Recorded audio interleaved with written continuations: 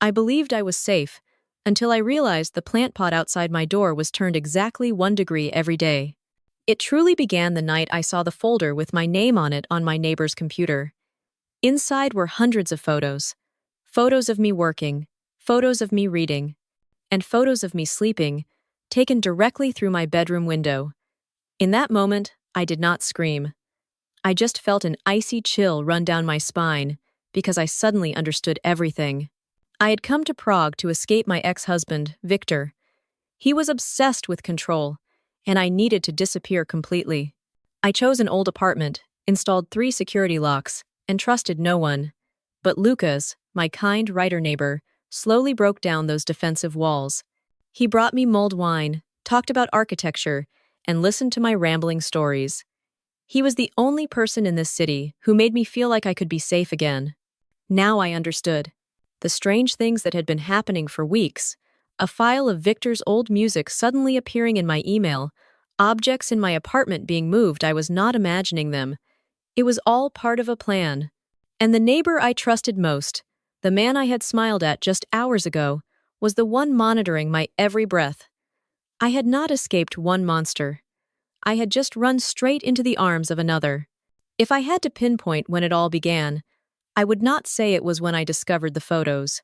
I would say it started during my first few days in Prague, as I was building a new life on a foundation of fear. That life had very clear rules. Rule number 1, 3 locks. Every night, I performed the ritual. The first lock, the second, and finally, the old brass lock that made a definitive click. I would rest my forehead against the door, feeling a false sense of security. That night, I heard footsteps. They were slow, deliberate, and coming up to my floor. My first instinct, as always, was Victor. My heart hammered against my ribs. Holding my breath, I crept to the door and looked through the peephole. I saw no one, only the dimly lit hallway. But I knew someone was standing out there. I stood motionless until the footsteps receded. I thought I had just escaped a threat, but in reality, the true danger had not yet shown itself. The next morning, on my way to work, I met him. He was sitting on the windowsill on the staircase, reading a book. He looked like a part of the city itself, classic, intellectual, and completely harmless. As I passed, he looked up and smiled. "Gothic architecture?" he asked, glancing at the book I was clutching to my chest. "A perfect choice for Prague. This entire city is like a poem written in stone." That sentence made me pause. It was not a generic pleasantry. It showed that he paid attention. A part of me wanted to stop and talk, but fear won. I just nodded, said a brief, "Hello," and walked away quickly. I thought I was being cautious. The only place I did not have to be cautious was at the office. There, I was not a woman on the run. I was an architect. That afternoon, I stood before my Czech colleagues, passionately presenting my plans for the restoration of an old library. I spoke about the structure of the wooden beams, about the type of lime mortar required. When I talked about my work, I was completely myself. Here, my competence was recognized. Here, I was safe. That safety lasted until the evening, when there was a knock at my door. It was soft, just 2 knocks, but it was enough to make my heart drop. I looked through the peephole. It was him, Lucas, the neighbor from the staircase. He was standing there with 2 steaming glasses of mulled wine. He spoke through the door. "The Prague weather is starting to get cold. I thought some hot wine would be nice. Consider it an official welcome from your neighbor." I wrestled with myself. My entire body screamed not to open the door, but my rational mind told me I could not live like this forever. He was just a neighbor. A kind gesture was not always a trap. In the end, I compromised. I undid the security chain and opened the door just a crack, a narrow slit. I took the glass through that opening, our hands never touching. I thanked him, then immediately shut the door, turning all 3 locks. I stood there for a long time, holding the warm glass, but I did not drink it. I poured it down the sink. At that moment, I thought I was being careful. Now I know that was the first spark of hope I extinguished myself before I let him bring me other, larger, and far more dangerous ones. That coffee was a turning point. After that day, I allowed myself to trust a little. The short conversations in the hallway became more frequent. Lucas had a special ability to make others feel heard without them having to say much. He never asked about Frankfurt, never asked why a French architect was working here. He just accepted me as I was, in the present. His words at the cafe echoed in my mind. Prague is a great city to hide in. No one will judge your story. It felt like permission. Permission to breathe, to exist without having to explain myself. I began to trust him. Truly trust him. I thought that maybe not everyone was like Victor. Maybe simple kindness still existed. That was my biggest mistake. A few nights after that coffee, my fragile peace shattered. I was in my apartment, finishing up some work on my computer. The apartment was silent, except for the clicking of the keyboard. I was checking my work email when I saw a new message. It was not in my main inbox, but had been filtered into my spam folder. The email address was a meaningless string of characters and numbers. There was no subject line. I was about to delete it, but something compelled me to open it. Inside the email, there was not a single word, only a single attachment, an audio file. My heart began to beat a little faster. I did not know why. I clicked on the file. The music began to play from my computer speakers. A classical piano solo. The melody was painfully familiar. It was not just any piece of music. It was Chopin's Nocturne Op. 9 number 2. The piece Victor always listened to. He listened to it while he worked, while he drove, while we had dinner. That sound had haunted the final years of my life in Frankfurt. It was the soundtrack to his control. The blood in my veins turned to ice. My entire body went cold. I slammed the laptop shut. A futile gesture, but it was my only reflex. I sat motionless in the dark, listening to my own ragged breathing. Sweat beaded on my forehead. The past was no longer a distant ghost. It had just knocked on my door. He had found me. I did not sleep at all that night. Every little noise in the hallway made me jump. The next morning, I looked terrible. My eyes were sunken, and I felt as if I had not been breathing properly for hours. I left my apartment, planning to get to the office earlier than usual. I did not want to be alone in the apartment anymore. And of course, he was there. Lucas. He was locking his apartment door. He saw me, and the usual smile on his face vanished. Alara? You do not look well at all. Is something wrong? I was about to say, it is nothing, as I always did. But I was so tired of carrying this fear alone, and he, with his genuinely concerned expression, looked like a safe harbor. So I told him. I told him about the email, about the music. I did not mention Victor's name, only referring to him as my ex.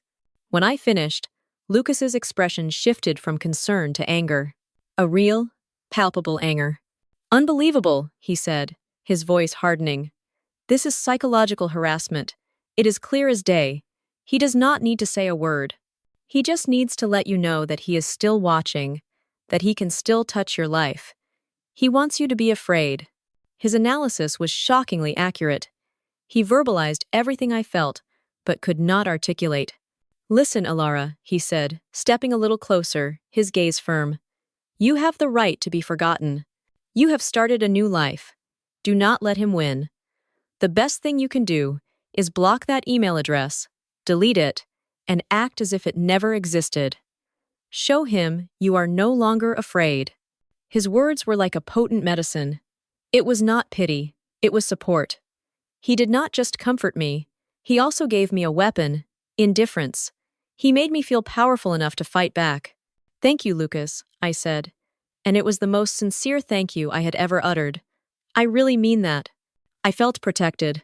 I thought I was so lucky to have a neighbor like him. That evening, I tried to follow Lucas's advice. I tried to act normal. But a sense of unease had crept into every corner of the apartment. I was working when I realized something was wrong. The small wooden soldier figurine I had bought at the Charles Bridge, I always placed it facing the window. Now, it was facing into the room. It was a tiny detail, a shift of a few centimeters. I told myself I must have moved it accidentally while cleaning. Then, suddenly, I felt cold. A chill that went to the bone. I looked at the thermostat on the wall. It was still on, the light was on, but the air in the room was growing colder. It felt as though a window had been left ajar, even though I knew for a fact I had closed them all. I stood up and put on a sweater. I told myself I was just being paranoid, that my mind was playing tricks on me. When you are afraid, everything normal can seem abnormal. I repeated that phrase in my head over and over, like a mantra. I tried to believe it, and I had no idea that, just across the courtyard, Lucas was sitting in front of his laptop. He was not writing. He was looking at a control interface. One of his fingers had just moved a virtual slider for the thermostat in my apartment, lowering the temperature by another 2 degrees. He did it calmly, as if he were playing a video game. And in a small chat window in the corner of his screen, a message had just been sent. It read, "Phase 2. Her paranoia is setting in." The next few days passed in a fog of paranoia. I tried to cling to logic. I was an architect. I believed in tangible things. An object moved? I must have been absent-minded. The room getting colder? It must be the old heating system. Lucas was right. I could not let him win by driving me crazy. That afternoon, I decided to go for a walk. I needed air. I needed to get out of the 4 walls that were starting to suffocate me. I walked toward the old town square, blending into the crowd, hoping the mass of people would make me feel safe. But it did not work. I had that feeling. A very familiar feeling. The feeling of eyes on my back. I had lived with that feeling for the last 2 years in Frankfurt. I stopped, pretending to look at a souvenir, trying to scan the crowd in the reflection of a glass pane. Nothing unusual. Then I saw him, on the other side of the square, about 50 meters away. A tall figure, wearing a black woolen coat. The way he stood, the way he remained, still amidst the flowing river of people. Victor. My heart stopped. I could not see his face clearly, but I did not need to. I knew it was him. He was here. He was in the same city as me. I did not think. I turned and ducked into the first alley I saw. I started walking fast, then broke into a run. The sound of my heels clattered on the cobblestones, echoing off the ancient walls. I did not dare to look back. I just ran and ran until I reached my building. On a nearby street, I briefly saw a black Audi with a German license plate drive by, but my mind could not process any more information at that point. I burst into my apartment, slammed the door shut, and turned all 3 locks. I slid down to the floor, panting, trying to calm the frantic rhythm of my heart. That evening, I could not do anything. I could not work. I could not read. I just sat on the sofa, hugging my knees, trying to banish the image of the man in the black coat. To distract myself, I opened my phone and looked through old photos. Pictures I had taken of architecture in Prague. I scrolled and scrolled, and then I stopped. There was a new photo album. I had not created it. The album's name was in Czech, Pohled z druhé strany, a view from the other side. My hands trembled. A sense of dread so profound it made me nauseous washed over me.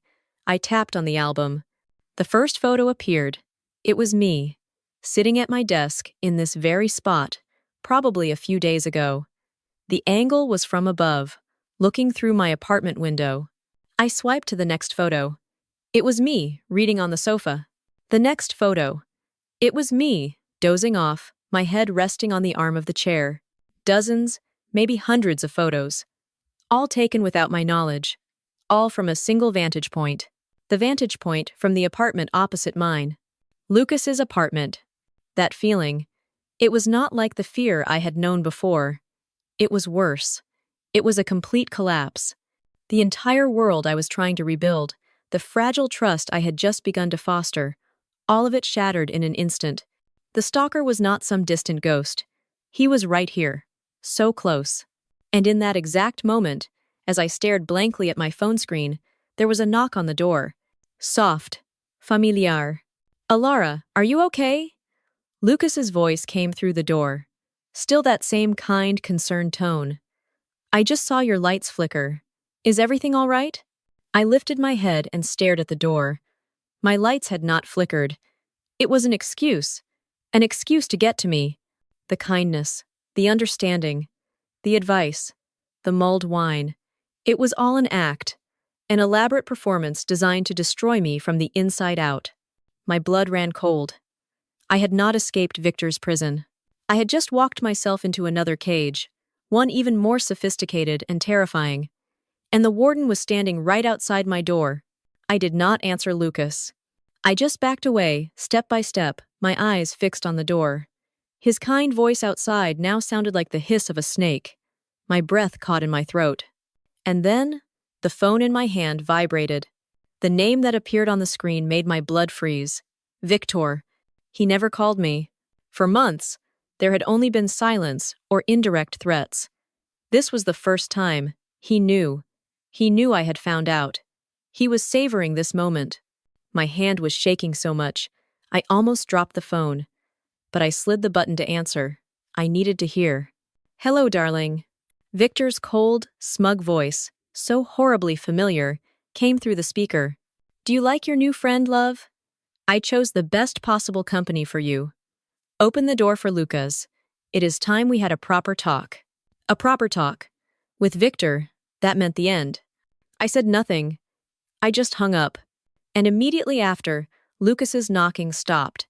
It was replaced by a violent bang against the door. Then a second one. He was done pretending. He was breaking it down. Something strange happened. When the first blow landed, the paralyzing fear inside me suddenly vanished. It was replaced by something else. A cold, sharp clarity. I did not have time to panic. I only had time to act. I am an architect. I do not just look at buildings. I understand them. I remembered the original blueprints of this building that I had looked at when I first moved in. A professional habit. I remembered a small detail, a detail no one else would notice. The sound of splintering wood came from behind me. He was about to get in. I did not run to the main window. That was where he was watching from. I ran into the bedroom. The bedroom window looked out onto a narrow air shaft behind the building. About a meter below, it was the corrugated metal roof of an old storage shed connected to the building. It was not a balcony. It was not a fire escape. But for me, it was the only way out. I grabbed the heavy wooden chair from the vanity. With all my strength, I smashed it against the window pane. Glass shattered everywhere. The sound was deafening. The cold night air rushed into the room. I did not hesitate. I climbed onto the windowsill, glancing down at the dim metal roof below. My heart was pounding, but not from fear, from adrenaline. I jumped. I landed hard, the metal groaning with a loud bang.